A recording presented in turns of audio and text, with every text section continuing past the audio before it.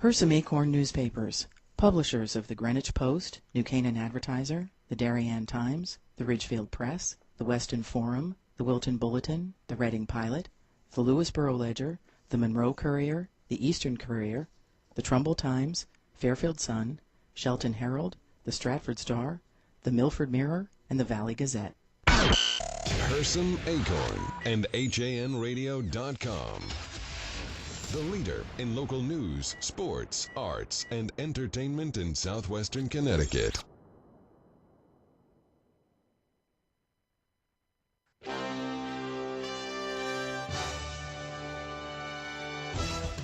This is your coffee break on HANradio.com. Good morning, everyone. It is just past 11 o'clock on HANradio.com. I'm Rob Adams with John Kovach. We will bring you all the news, traffic, weather, and everything you need to get you through the hump day of this work week. It is June 17th, 2015, on your coffee break, presented by Stratford Orthodontics. And John, right off the bat, we're going to bring a guest on as we've got a not a huge breaking story, but a story of concern with some power outages down in Darien. And the location makes it significant enough to go right to this story because it could be traffic problems. It could be. I know some of the power's come back on, but I'll let the guest tell us all about it. It's Susan Schultz, the editor of the Darien Times. Susan, good morning. Good morning, guys. How are you? Good, good. How are things down in Darien? Give us an update. Well, they appear to be back to normal power-wise now. I am not entirely sure how the roads are doing. I just drove through there. They seem to be moving pretty well. But all the power has been restored as of 10:25 a.m., which is good because it affected a large amount of businesses in the area between 95 and along the Post Road. I mean, businesses like CVS, which is obviously an important business, and I know the Darien Toy Box downstairs didn't have power, so it's good news that the power is back on.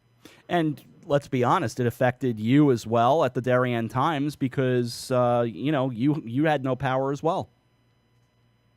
Right. The Corbin Drive building and all the businesses below it didn't have power, which is, a lot of businesses and companies operate in the Corbin building, including the Darien Times. So we were kind of scrambling, thinking we may have to relocate our operations, as today is the day we finished the paper. But luckily, it seems to have all been restored now. So it was a crazy morning. I mean, the good thing about it with the road closures that started at 7:30 was, since graduation was last night, it was the last day of school, so there were no, buses being tied up or anything like that. But still, I mean, it definitely, I'm sure, it impacted, morning commutes and getting around because that's also right by the Darien train station. Right. And power was out. It was a crazy. Right. Just to recap, power was out for a couple of hours in the downtown area. Any other parts of Darien where it was out? Nope. Just that one spot. Apparently, a squirrel climbed into a transformer on Old Kings Highway South. And that'll do it. That will always do it. Yeah. That will always take care of that. 75 people. Yeah. 75 customers were out. So it wasn't a significant amount. It was more significant by the types of customers and the location. So. All right. That power was at about 3.5 hours. So luckily, everybody's back to normal. Seems like everything's back up and running. All right, Susan, thanks so much. We appreciate a few minutes of your time. No problem. All right. Susan Schultz, editor of the Darien Times. Coffee break time, 11:06. John, we should jump into some traffic and weather. Thanks, Rob. We have road work in Greenwich. That's on 95 North, just before exit 6. That is Harvard Avenue. We have road work in Trumbull. That is on the Merritt Parkway North at exit 49 South, which is for Route 25 southbound. The rest they have cleared. Earlier disabled vehicles in Stratford and New Haven, and earlier road work in North Haven, Wallingford have both cleared. So those are all set there. I'm seeing the sun as I look out our window here in Shelton. What's today look like? Yeah, it seems like a pretty nice day. Humidity felt kind of low driving in here today when you get to sit interminably on Route 34. We Should love let you. You do traffic. Yeah, seriously. No, it's all right. Sunny day today. Highs in the mid-70s with a northeast wind around 10 miles per hour, becoming east this afternoon. Mostly cloudy. Lows in the upper 50s tonight. Southeast wind 5 to 10 miles per hour. Partly sunny in the morning, then become becoming mostly cloudy with a 40% chance of showers, highs in the lower 70s, and a south wind 5 to 10 miles per hour. We'll extend it out to Friday, 77, sunny in the morning, clearing because, well, now wait a minute. Oh, partly sunny in the morning, then clearing. Gotcha. Okay, had to straight that one. I'm going, if it's sunny in the morning, how are we clearing later on? Absent the explosion of the sun, I'm not sure that could happen. Which that rumor still exists. But anyway, partly sunny in the morning, clearing when we're at the zoo. I'm excited. I'm excited. I love this. We're going to Beardsley Zoo Friday. That's going to be fun. Hopefully they let us out. We have not discussed that. Yeah. Eventuality. Yes, there is that. All right, 71 in Shelton, and I feel like I should just hand it off to you, and let's get to some news. Coffee break time, 11:08. Thanks, Rob. Woodbridge police are reviewing surveillance video after burglars backed a stolen car into a gun supply shop and snatched firearms early this morning. Someone rammed the door at Woodbridge Firearms Training Post on Selden Street shortly after 3 this morning, stole guns, and then police suspect fled the immediate area on foot. Police, using dogs from New Haven and Milford, searched the area around the gun shop. They did not find anyone. Investigators are also looking into whether a car fire in Seymour is linked to this smash and grab burglary at a gun shop in Woodbridge early this morning. Coffee break time coming up at 11:09 Wednesday morning, hump day. Bridgeport Mayor Bill Finch will today announce the first major donation from the business community to his gun buyback program. The announcement comes just days after Finch called on businesses to assist the city with a gun buyback program following the shooting of 9 people last Thursday. The goal of the program is to raise $100,000 to help take 1,000 guns off of the streets. Mayor Finch stated that the city will start the fund with $25,000 and are calling on the business community for an additional $75,000. Businesses interested in contributing to Bridgeport's gun buyback effort can call the mayor's office at 203-576-7201. Coffee break time, 11:09. A midnight break-in at a Bellows Deli and Catering in Darien on June 8th was not your typical small-town burglary, and it even fooled the police officers who responded to the initial alarm.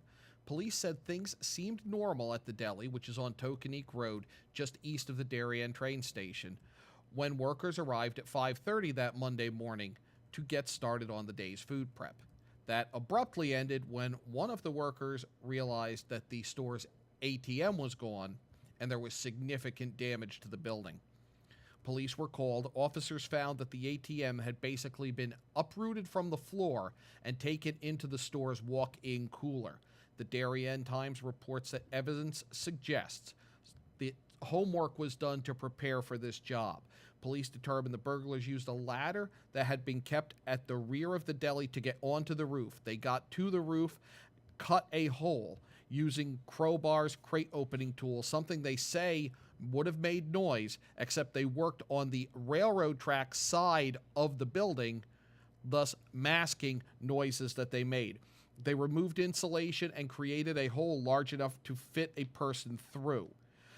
Came down into the deli, used crowbars to pop the ATM off of the floor, and then removed $1,700 in cash from the machine. The machine itself is valued at $2,200. Police, piecing together time frames from surveillance video, believe the burglars entered the deli around 12:15 and took 45 minutes to crack the ATM, leaving shortly thereafter through a side door. It was their leaving that set off a burglar alarm. That alarm indicated that door. Officers checked that door. It did not have a handle from the outside. It had locked when they left, so the building appeared secure. There is surveillance video, but police have not yet released it to the public. Your coffee break time, 11:11. Tips received by Wilton Police after they released a surveillance video to the Wilton Bulletin and other media outlets Friday has led to the arrest of Michael Rico of Edgewood Avenue in Bridgeport for the theft of a metal job box filled with construction tools. Rico, 39 years old, turned himself in to police Monday night. He was arrested for the theft of the tools from a residential job site at 71 Hurlbut Street on June 9th. The tools were worth about $2,055. They have not been recovered. In fact, you're seeing the surveillance video up on our screen right now if you're watching on the Hersam Acorn Network. Rico was caught in the act by a security camera and thought he wore a mask as he attempted to spray paint the lens. He left a large, distinctive tattoo on his right forearm uncovered. Police received an anonymous tip that helped them identify Rico. Police are still not sure if Rico worked for the construction company on the job, and the investigation is still open. Rico was charged with multiple counts, including burglary in the third degree, conspiracy, larceny in the third degree, and criminal mischief. Bond was set at $25,000, and he was due in court on Tuesday. Coffee break time coming up on 11:13. John? Thanks, Rob. Ridgefield High School football coach Kevin Callahan appeared at State Superior Court in Bridgeport Tuesday, answering charges of driving while under the influence in his hometown of Fairfield. Callahan's case is sealed, however, so the clerk's office could not reveal to the Ridgefield press any information about proceedings. The clerk could also not respond as to why the case was sealed, saying that information itself was sealed.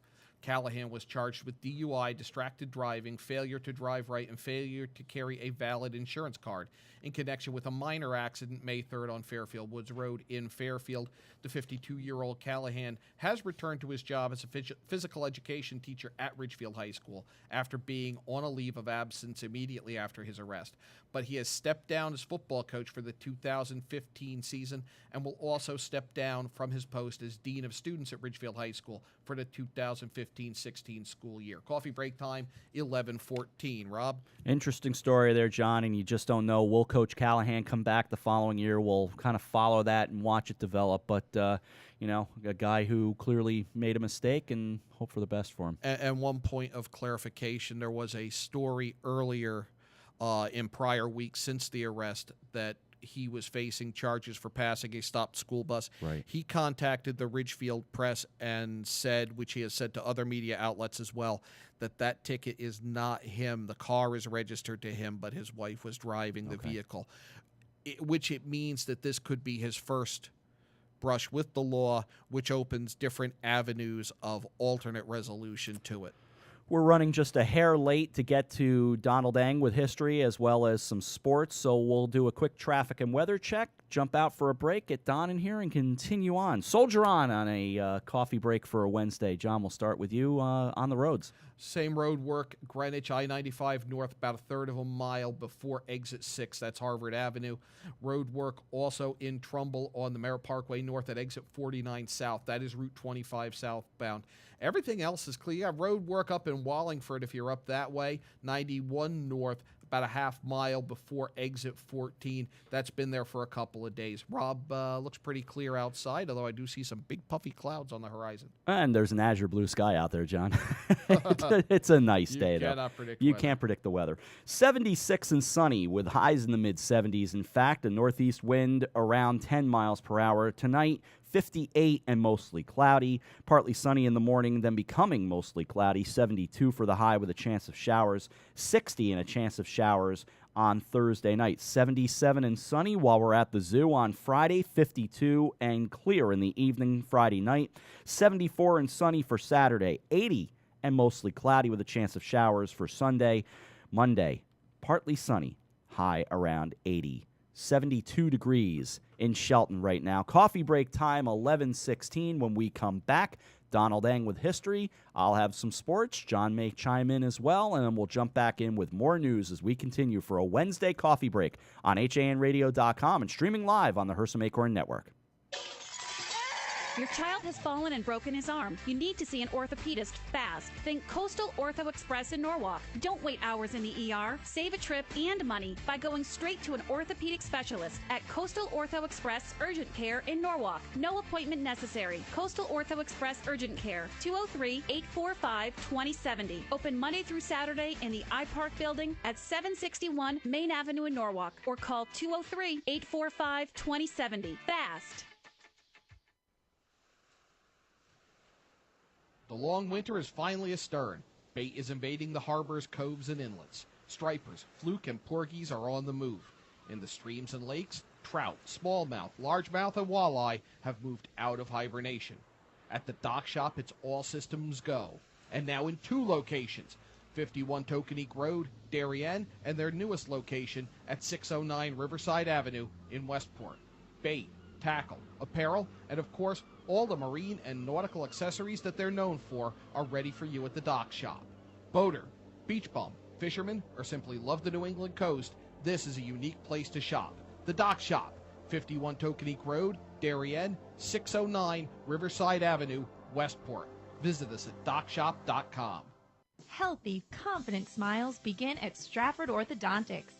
Conveniently located on Main Street, we are Stratford's hometown orthodontist. We offer the latest in orthodontic technology, including Damon braces and Invisalign. We always accept new patients. Call today to schedule a complimentary consultation. 203-375-8332. Stratford Orthodontics, 2499 Main Street, Stratford. 203-375-8332. And online at stratfordsmile.com. Alliance. We are an industry leader in coordinating transportation for large events such as corporate road shows, conferences, and special events. Our team of experts understands the dynamics and logistics of high-pressure situations and complex arrangements, all within a rapidly changing environment. Since 1999, we have added charter jets, event management, and personal protection to our range of services. Mention this ad for $25 off your next round-trip reservation. Alliance and you. Together, we can achieve the extraordinary. 855-546-6996 or alliancelimo.com. Hersam Acorn and HANradio.com. Back with you on Coffee Break at 11:18, coming up on 11:19, in fact, because we're very exact about these things, John Kovach. Because there's no lag in anything. Exactly. That's our theory. We begin the show at precisely a few seconds past 11. Precisely a minute or two late. I'm Rob Adams with John Kovach. Kate Chaplinsky is doing Kate Chaplinsky things. I didn't have an answer set for today. Probably getting us ready for the zoo. Yes, she is, in all honesty. But you guys normally have a better answer than that. Well, you got to give me some time to prepare here. I just sat down cold, you know. It's, see, I didn't think it took time with you, Don. Oh, you think this stuff just happens? With you? I'm always admiring that. That's Donald Eng sitting over there. People just don't understand the creative process. I've failed. The prep work that goes into spontaneity. I've generally failed at life. Don, let's take a look at history on that happy note. Well, we begin on a sad note. 1631, Mumtaz Mahal dies at age 40 during childbirth. She was the favorite of Mughal Emperor Shah Jahan's 3 wives, and he spent the next 17 years building her mausoleum. That is the Taj Mahal. Believe it or not, Shah also planned to build a second mausoleum, identical to the first one in every way across the river, except to be made out of black marble. Before he could begin construction, though, he was deposed by his son, jealous that his father was burning through the treasury. 1775, colonists inflict heavy casualties on British forces while losing the Battle of Bunker Hill. While the victory was a win for the British, the massive losses they encumbered discouraged them from ever again launching frontal assaults against prepared colonial fortifications. 1963, the U.S. Supreme Court rules 8-1 against the Abington school districts requiring the reciting of Bible verses in public school. The case began when Edward Shemp, a Unitarian Universalist and resident of the town, filed a suit against the school district prohibiting the enforcement of a Pennsylvania law requiring his children to hear and sometimes read portions of the Bible as part of their public school education. The law in question required that at least 10 verses from the Bible be read without comment at the beginning of each public school, at the opening of each public school on each school day. Shemp specifically contended that the statute violated his and his family's rights under the First and 14th Amendments. The 14th Amendment, by the way, since its adoption in 1868, among the most fiercely litigated, forming the basis of, among others, the Roe v. Wade and Bush v. Gore decisions. And finally, in 1994... Bob, we are witnessing tonight a modern tragedy and drama of Shakespearean proportion being played out live on television, and you can probably believe this in our modern popular television culture. People are going to the freeway, parking their cars, and waving at OJ, we're told. as they drive by. Look at all the cars on this next bridge, man.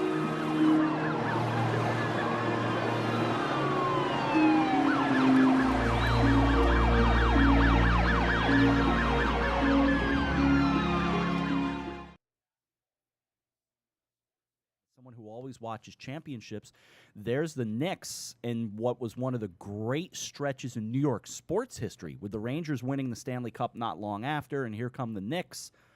I mean, it was a wild stretch, and there it is on NBC, and NBC, of course, has to cover it. He was an NBC employee, right, putting Bob Costas and Tom Brokaw in this very weird place, and there's the game in a one screen, in the picture-in-picture, and there's O.J. and oh, my gosh, what a bizarre night. 21 years ago today, O.J. Simpson arrested for the murders of his wife, Nicole Brown Simpson, and her friend, Ronald Goldman, following a televised low-speed highway chase. Simpson would later be acquitted of the murders, which remain unsolved to this day. Well, not really, but we're closing in on 20 years that he's tirelessly been searching for the true killer, right? Well, right now he's in a good spot to search for him because he's probably in. Isn't OJ? He's in solitary or something. He's like, I think he is. Yeah, he like broke into a hotel room and assaulted memorabilia salesman. Yeah, the crash of his image is one of the all-time, certainly in sports for sure, but among celebrities in total, one of the stranger crashes we've ever seen, considering how high his stature was, because not only was he a great running back, Heisman Trophy winner at Southern Cal, comes into the NFL, has a great career with the Buffalo Bills, 2,003 yards in a season, had never been done before with the Electric Company as his offensive line. I mean, they had no throwing game whatsoever, but they had O.J., and beyond that, he became a great pitch man, a goofy, fun actor, right? Yeah, he played the same character a lot, but it was always funny. Running through the airports, wow, what a crash! Well, that is a look back in history for today, June 17th, and I remain Donald Ing. You do, and you might still be by the time you leave the studio. Quite possibly. All right, thank you, Don. I'll jump into this date in sports history, and then we'll jump into the rest of sports as well. It was on this day in 1943, and this is not a momentous day in sports history, but Joe Cronin of the Red Sox pinch hit a home run in both games of a doubleheader against the Philadelphia A's. Staying in Red Sox history, this will make Eric Gendron happy. Ted Williams hit home run number 500 on this day in 1960. Don Kessinger, remember Don Kessinger of the Chicago Cubs? I do. He went 6 for 6 against the cheating St. Louis Cardinals. Wait, did I say that? That probably wasn't very That nice was Rob Adams, everybody. Best cheaters in baseball. It was announced on this day in 1976 that you would lose the red, white, and blue basketball. The NBA and the ABA would merge. Harry Gant became the oldest driver to win a NASCAR race in 1990. 1995, the New Jersey Devils set an NHL playoff record with 9 road wins. And Dale Earnhardt Jr. won at Michigan International Speedway in 2012. It was his first win in 4 years in 143 races. So a couple of little auto sports notes for you. I'll update that. Like that, right? Yeah. Go ahead, update it. Junior word this morning that Junior has gotten engaged. Congratulations to Junior. Congratulations to Junior. All right. So I understand that you were at an FCAC event last night. I was. What a good time we had down in Norwalk at the Norwalk Inn. Bobby Augustine, along with Jeff Braymeyer, Rick Lewis, Gus Lindeen, Jackie DiNardo, Mars Petrosio, all names that if you know FCAC sports, you recognize certainly all of them. And I've had the good fortune of knowing Mars Petrosio for many years, as well as Gus Lindeen. And I vaguely know Bobby Augustine, having covered him a bunch of times in the past. All great people, and they were all inducted to the FCAC Sports Hall of Fame last night, the banquet and the award ceremony down in Norwalk. And truly remarkable. We'll talk more about it on Nutmeg Sports, but truly remarkable how outstanding and dominant the FCAC is. Really the power conference of the state. The SEC is right there. I'm not disrespecting them. I'm not disrespecting any other conference, but it's just clear that the FCAC is it's a special conference. There's a lot of tradition to the FCAC. There is. I don't know that you get in a lot of the other conferences. There is, and that's why a lot of the rest of the state kind of poo-poos what the FCAC does, and their staunch determination to keep the FCAC championship football game alive, which as of right now will go for its 50th in 2015. Vinny Siena out of Amity High was selected by the Mets in the 14th round, the second baseman at UConn. Siena was the 419th overall selection. He hit .362 for the Huskies, signed on June 12th, and report to the minor league complex in Port St. Lucie, and likely begin his career with the Brooklyn Cyclones in the New York Penn League, and they begin in just a few days. They kick it off on June 19th. If you want to go see them, you can always go see those teams locally, not too far away in friendly Fishkill, New York. They'll play the Hudson Valley Renegades, where, in fact, the Hudson Valley Renegades, I saw, and I mentioned this to you the other day, they're going to play the Staten Island Yankees in a Game of Thrones theme night, in which the author will actually be there as well. That might be worth the trip. I'm not a Game of Thrones guy. I probably should be. Yeah. But that might be worth the trip up. Well, and apparently he's a Mets fan. He didn't want to wear Yankee stuff, which, okay, I respect that. That means he's a little, delusional, but that's okay. Does that mean the players will be killed if they make an error? AJ, that's a wonderful question. I don't know Game of Thrones well enough to answer that question. Maybe you can answer it better than I can. I don't, but I assume everyone on Game of Thrones is going to die at some point.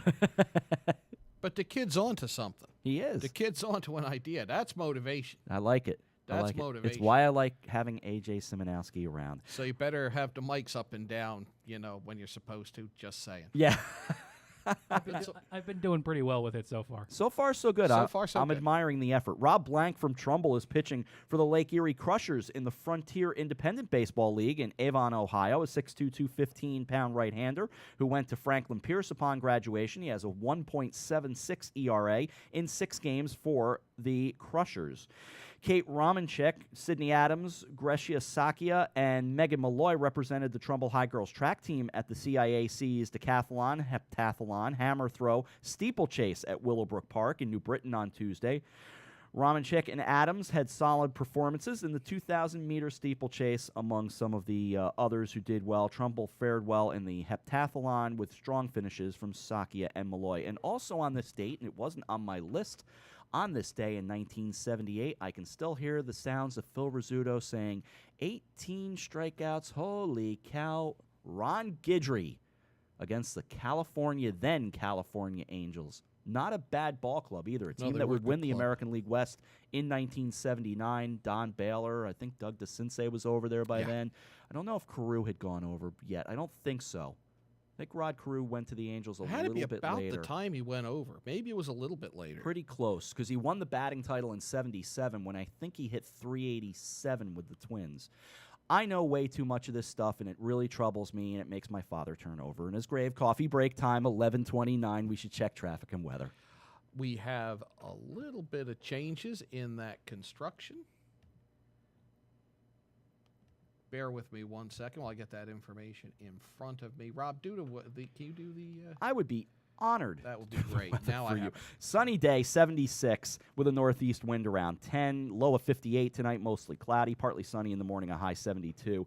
Low 60 for tomorrow night with a mostly cloudy chance of showers. I can't stress it enough. Friday, we're at the zoo. 77, going to be a really nice day. Partly sunny in the morning and then clearing. 52 is your low for Friday night. So the lows still staying somewhat low. You don't necessarily need the air conditioning on just yet.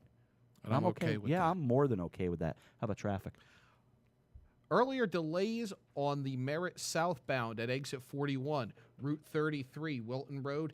That cleared. You have delays in Greenwich 95 north at exit 3. You also have construction just north of that at exit 6, about a third of a mile from exit 6, which is Harvard Avenue, right at the Stamford line. And we also have road work Trumbull, and that is on the Merritt Parkway north at exit 49 south, which is Route 25 southbound. We are going to check out. When we come back, we're going to keep talking transportation with Jim Cameron. It's Lots of Characters, specializing in children's birthday parties with your child's favorite characters. When you want to party hardy, when you need to celebrate, call us. We won't be late. We help create lasting memories for you and your child on their special day. Call us at 203-590-1791 or visit our website at lotsofcharacters.org for more information and to see our party packages. Lots of Characters, 203-590-1791 or online at lotsofcharacters.org. Located in the heart of picturesque downtown Ridgefield at 13 Governor Street, Colby's is the area's premier retailer for blinds, shades, shutters, and draperies, and is one of the select few Hunter Douglas Gallery dealers. A family-owned and operated company, Colby's experienced staff will work with you in choosing the best treatments for your home or office and offer free measuring and expert installation. Colby's also carries an extensive line of decorative fabrics including Schumacher, Durley, Tebow, and more. Or browse over 400 books in our wallpaper library from famous designers such as Stroheim, Schumacher, Ralph Lauren, Tebow, and York. Take advantage of our Fashion in Motion savings event with savings and rebates on Hunter Douglas shades with Power Rise technology. Colby's of Ridgefield. We are committed to your complete satisfaction. 203-438-8531.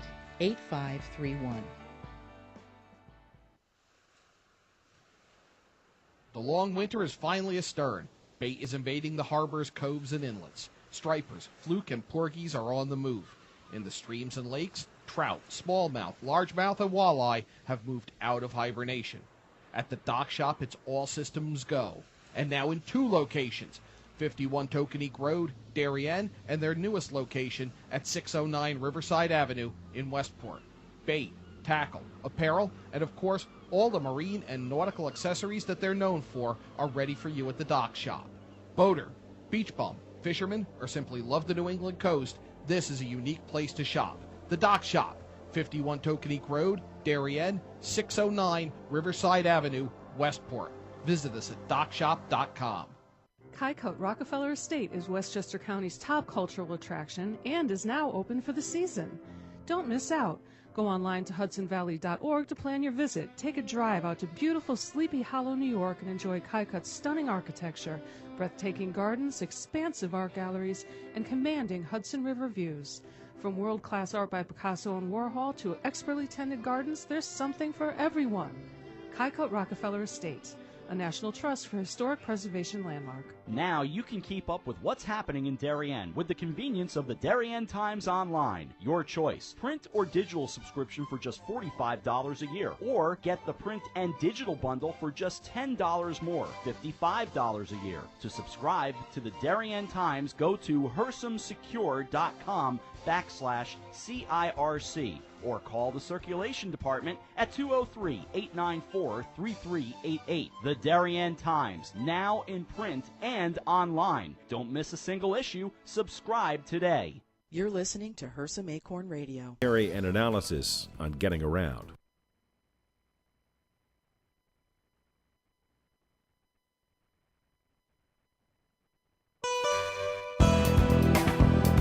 Free parking isn't really free. I'm Jim Cameron for Talking Transportation, commentary and analysis on getting around.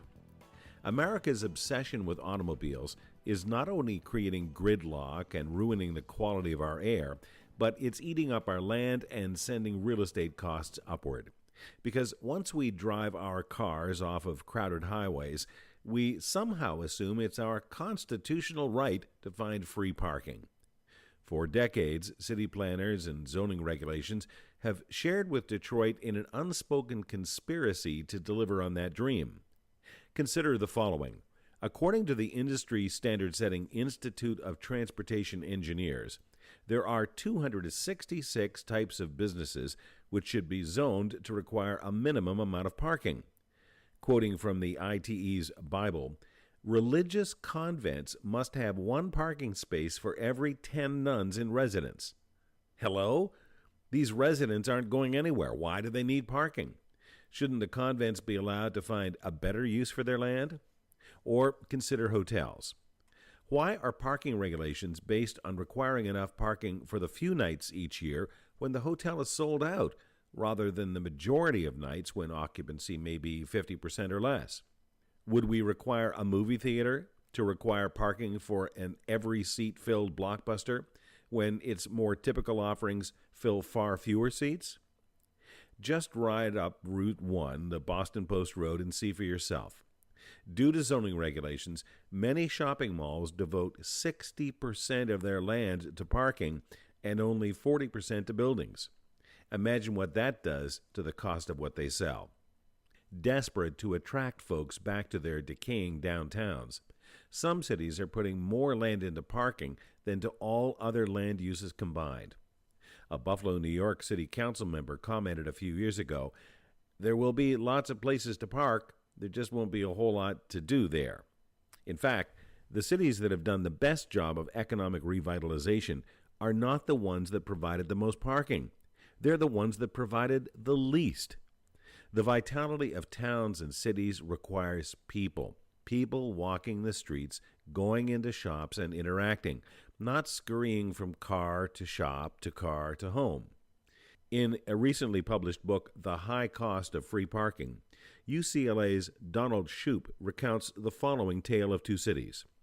Both San Francisco and LA opened new concert halls in recent years. The one in LA included a $10 million 6-story parking garage for 2,100 cars. In San Francisco, there was no parking built, saving the developers millions. After each concert, the LA crowd heads for their cars and drives home. But in San Francisco, patrons leave the hall, walk the streets, and spend money in local restaurants, bars, and bookstores. Guess which city has benefited most from its new art center? Why are we slaves to zoning rules that assume all human beings come with 4 tires rather than 2 legs? Why do we waste precious land on often empty parking spots instead of badly needed affordable housing? Clearly, our transportation planners need to work much more closely with economic developers to rethink what it is we really need in our cities and towns. I'm Jim Cameron for Talking Transportation. Thanks to Jim Cameron for that analysis of parking and transportation issues. Always makes you stop and think and maybe look at things from a different angle. Oh, I mean, parking is always a mess no matter where you go. And some cities, it's just so incredibly bad. And you think about the amount of money we put out for parking. You know, you and I are both going to be at the same place tomorrow night. You couldn't make me spend money on parking at Yankee Stadium anymore. I'll take the train every time. Yeah, I'm hoping to be. I'm either carpooling or taking the train. I'm not certain where, but I tend to do the train down there anymore and wish I could do it to city. And I had actually learned some of the better places that you could find some street parking, believe it or not. And yes, there's a certain inherent risk in that, but my car never got touched. But I haven't done it in years at this point. Yeah, as soon as they started the rail down there, I started. Yeah, yep. I'll probably shoot over to Terrytown and down I go. Meet my cousin, go see the Yankees, get my Thurman Munson bobblehead. There you go. Coffee break time, 11:39. John, what else is going on? Fun story and a heartwarming story out of Westport yesterday where firefighters rescued ducklings that have fallen into a storm drain at the intersection of Campo Beach Road and Bradley Street. This was Monday morning. The babies had followed their mother across the storm drain, but the small ones had fallen through the grate. More than an hour was spent prying up the drain covers and rescuing the stranded ducklings. Firefighters were able to lift them to safety using a metal basket borrowed from the Westport Police Marine Division at nearby Campo Beach. Once all of the little birds were secured, firefighters sought out the mother duck, who was found at a nearby pond with her other ducklings. The family has been reunited. Coffee break time's 11:40. From Darien High School last night, graduation was forced indoors by inclement weather. And you know wherever I am, I'll come running to see you again. Winter, spring, summer, or fall, all you have to do is call, and I'll be there. You got a friend.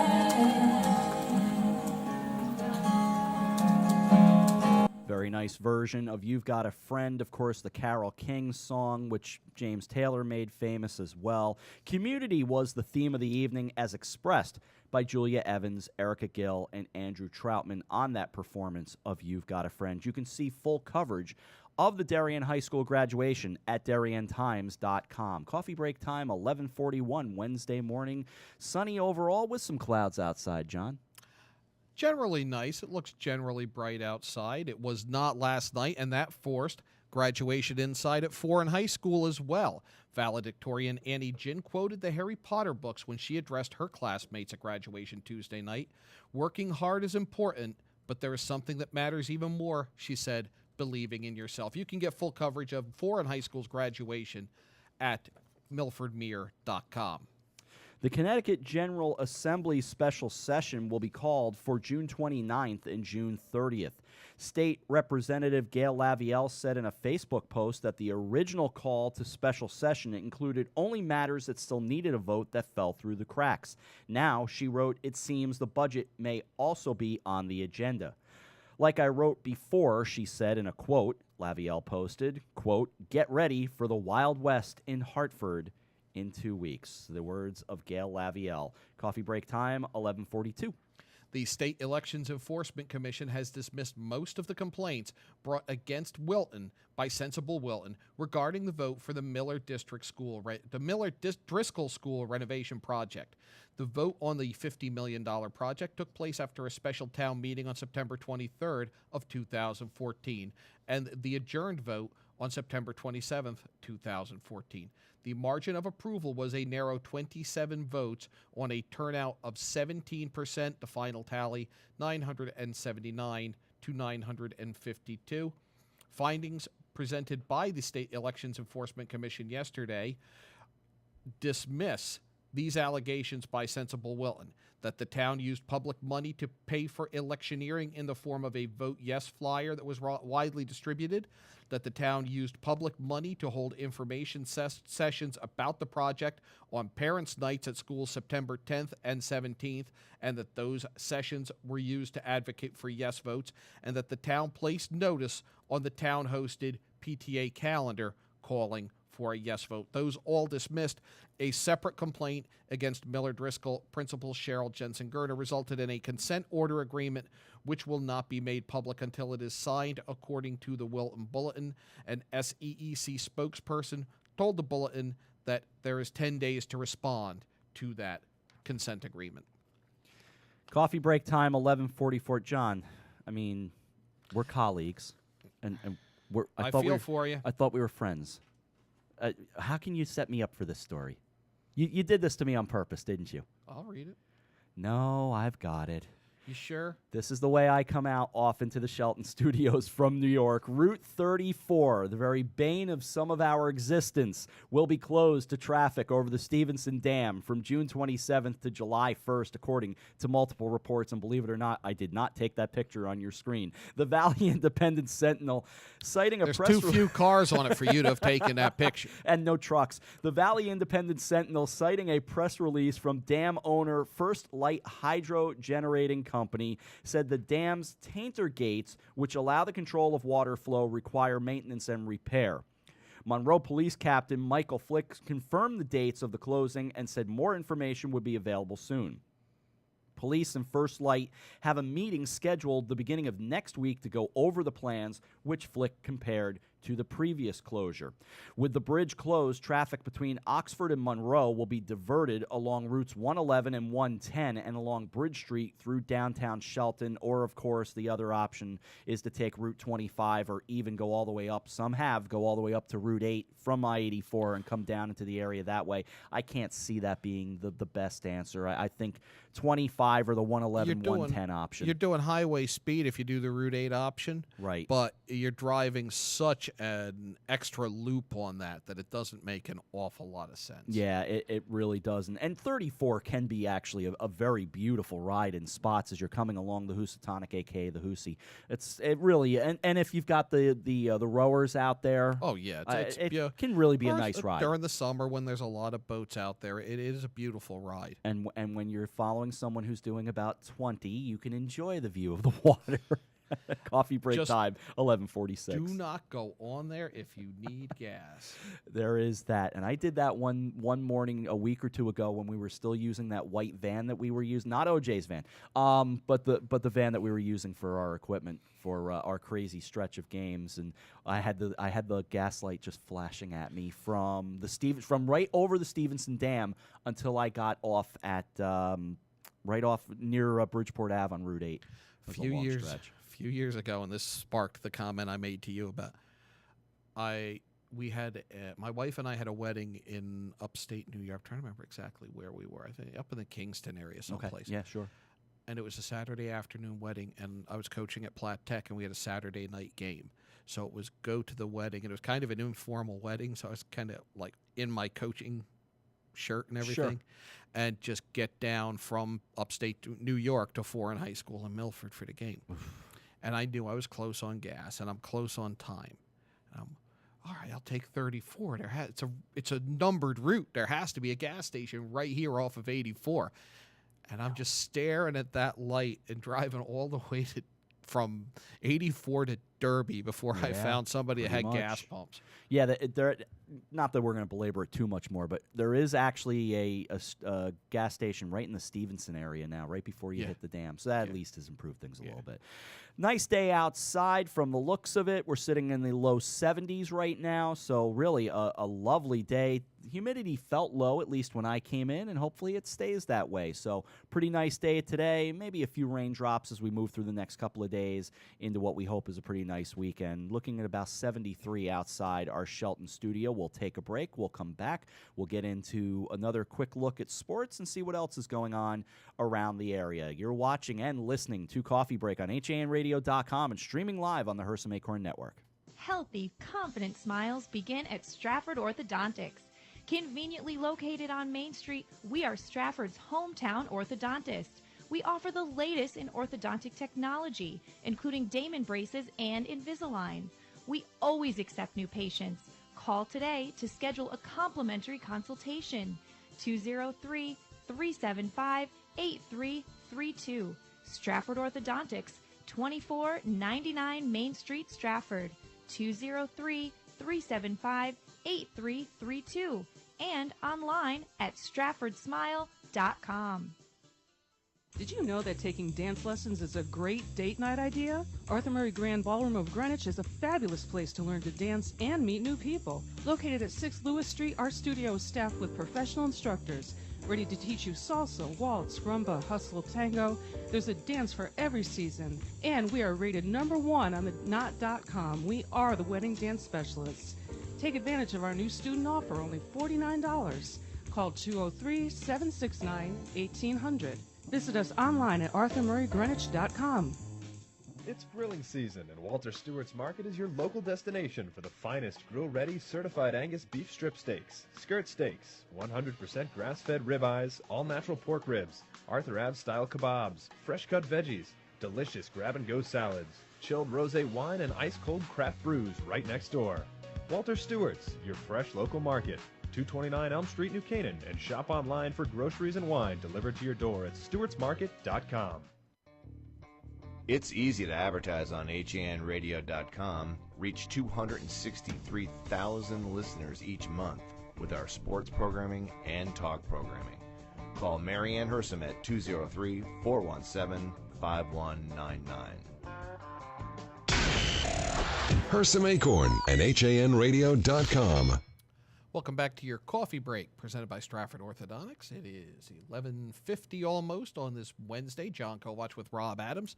And Rob, we're kind of in the catch your breath time when it comes to sporting events around the area. Yeah, it really is. Starting to nose around for a couple of baseball games to jump on to. Some American Legion stuff we'll get to for sure. Maybe a Little League game here or there as well as the Danbury Westerners. They're the Collegiate Baseball League that runs in the Northeast, so that's kind of fun as well. So we'll certainly get some games back on again. Might only be some audio-only games, but just something to get some games on. Certainly, I love doing it, so it's as much a joy for me as anything. Well, we're both huge fans of baseball on the radio anyway. Yep, we certainly are. So we'll get some of that going once again, and it'll be a good stretch. It's going to be a good summer.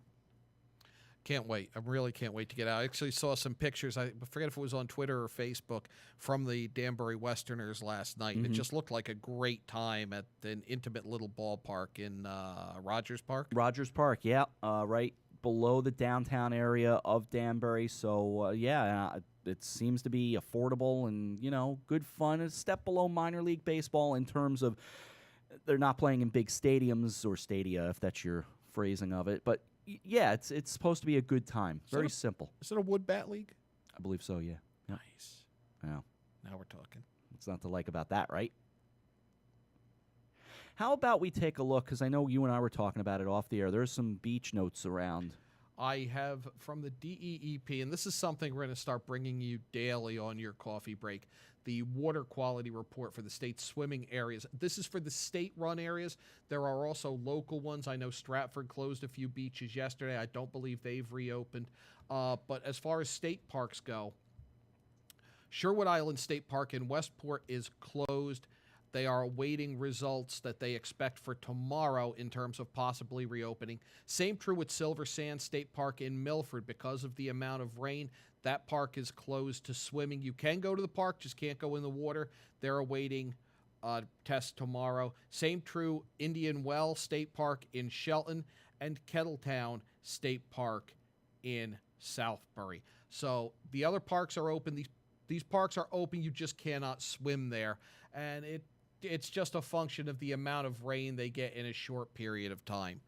But definitely something we're going to start to bring you more as the summer continues and it gets a little warmer. Should be good. What have you found out for me? What have I found? I found out something that I didn't know about the Danbury Westerners, who play in the New England Collegiate Baseball League. Founded in 1993, the NECBL began its direction under George Foster. That's right. Former Cincinnati Now Red I remember and New that York now that you Mets. say it. Guy who, remember, we went roughly a decade without a player hitting over 50 home runs. George Foster at 52 in 1977. Yep. You cannot predict baseball, John. Speaking of baseball and sports, what a nice night it was down in Norwalk last night at the Norwalk Inn with just a wonderful FCAC annual recognition program and the addition of the Hall of Fame. And the new Hall of Famers brought in last night, Bobby Augustine, who really has become Mr. Stanford. And it's funny, we were talking with the executive director, John Kutzo, during the night, and he was telling us that, first of all, his father was a great coach and one of the founding inductees into the Hall of Fame in the FCAC. And when he was enshrined, they gave him a blanket, which, blankets were very common. Right. So it's been sitting around Mr. Kutzo's home for many years, and his dad was really Mr. Stanford for a long time. And he felt that last night, and it was really kind of touching to see the passing of a baton of this award-winning blanket going from John Kutzo to Bobby Augustine that's last awesome. night. Isn't that great? It really was a nice moment in a nice night. John's one of those people, and he took a lot of heat not long ago with the football championship. John is one of those people that is always thinking of others, and when he says something, he's thinking there's something behind it. He was telling us certain parts of, not the FCAC itself, but certain things that were created were done in his backyard, which is just a great story, And he's standing there grilling up steaks for the guys there. And, he's a young man at that point, and his dad is working on some of the things that they were creating. And then later on, the FCAC itself being created and founded in Westport. Right. In 1961. So it really was a cool night to be around people many that I don't know, and getting to see some friendly faces and faces that I know you recognized as well. Had the chance to enjoy the evening with Marty Hersam and Dave Stewart as well. And the class of 2015, beyond Bobby Augustine, Jeff Braymeyer, the former football coach and now, of course, legendary lacrosse coach, who is a Hall of Famer on many sides of the world of lacrosse and has been at the helm of Blue Wave Lacrosse for 32 years with a record of 506 and 129, 10 state titles. Just ridiculous numbers. As well as Gus Lindeen, the athletic director at Greenwich High School, was also at Fairfield for a while as well, has also had a very good run. And the number of awards and championships that have been won by the Greenwich Cardinals in the 11 years he's been there has just been off the charts. Yeah. I mean, they really, and I know him from when he coached football in Fairfield. And a guy who really, he demands a certain level of success, and you see that in the programs at Greenwich High School. Rick Lewis, the swimming coach at West Hill High School, was an all-state and all-FCAC swimmer at Greenwich as a student, took over the West Hill swimming program after graduating college, and what a fine job he's done there. Tough to be in the same division, same conference as Terry Lowe, who, of course, has had just legendary success at Greenwich High School, but there's no harm in losing to Coach Lowe as well. 450 meets that's been won by him and his teams, and Class AA runner-up 4 times to Terry Lowe. So it goes. Also getting in Jackie Ann DiNardo of Danbury, also a legendary coach, and Mars Petrosio of Staples, whose teams, well, first of all, Coach DiNardo, 460 games won over 28 seasons in girls basketball, volleyball as well, and Mars Petrosio, 192-60 with multiple championships at Staples High School, and a guy who, and it was very poignant in his speech, he took a moment to remember the great late Jerry McDougal, who was such a mentor to him. He played for him. Mars is a Trumbull guy, of course. Coached briefly for Jerry McDougal as well, went and took over Staples, turned them into a dominant program. And really, Mars is a guy that, I've known Mars about 15 years now, and he has evolved over time. He took that Staples program, built it into a machine, and also kind of grew up in his own way, getting married a little bit later on, 2 beautiful children, and he made sure to keep them for last, as no matter how much he loves football and loves what he does, he remembered his wife and kids who were there. So, and he has done a great job. Great guy to deal with, and he really restored, because you had the legendary Paul Lane at Staples, and then they fell on really, really hard times. I mean, about the hardest times that a football program has seen in Fairfield County. And then Marcy came in and turned that thing around and made it the powerhouse it once was. And he'll tell you one of the hallmark victories for that program was actually a game that I broadcast in 2000. He and his Wreckers played the Greenwich Cardinals, and at that time they could not beat Greenwich to save their lives. And they came into Cardinal Stadium, built up a 14-0 lead against Greenwich. Greenwich was able to get it to 14-8, had the ball, time running out, threw the ball into the back of the end zone, and don't you know, the ball went through the arms of the receiver. Greenwich was able to, or rather Staples was able to hold on for the 14-8 victory, and you could feel almost not a shift because Greenwich remained dominant. Where was that game? It was at Cardinal Stadium. It was in Greenwich.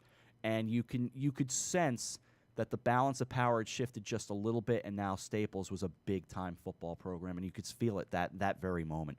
Good stuff, Rob. You got Nutmeg Sports at 2? I do. We have Nutmeg Sports at 2. Looking forward to that show later today. Trying to get maybe a guest or two from last night. If not, certainly Dave Stewart's going to try to come on, among others. So that's coming up at 2 o'clock today. We should check traffic and weather and call it a day. Quick look out at the roads. Does not appear that anything has changed. So you still have you have road work in Wallingford. It's now moved to exit 13 off of 91 North.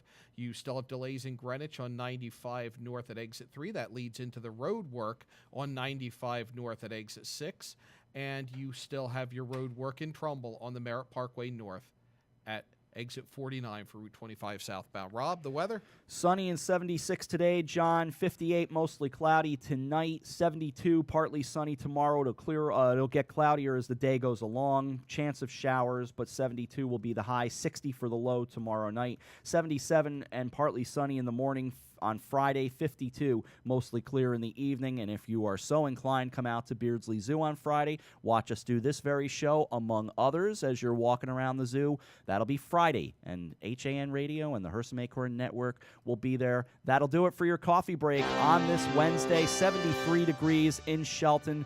For AJ, Sharon, Eric, Marty, John Kovach, our entire HAN Radio crew, I'm Rob Adams. We'll see you at 2 o'clock for Nutmeg Sports. Thanks for watching. Coffee Break presented by Stratford Orthodontics on HANradio.com and streaming live on the Hersam Acorn Network. Have a great day, everyone. So long.